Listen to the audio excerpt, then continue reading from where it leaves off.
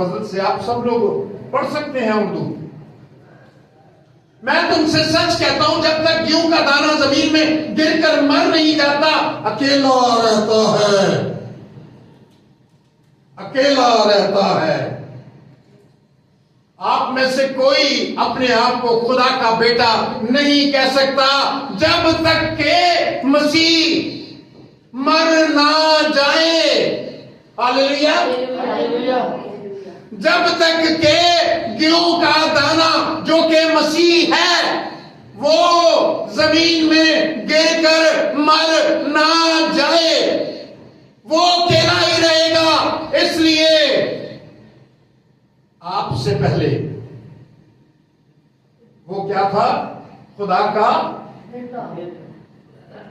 का इकलौता बेटा था।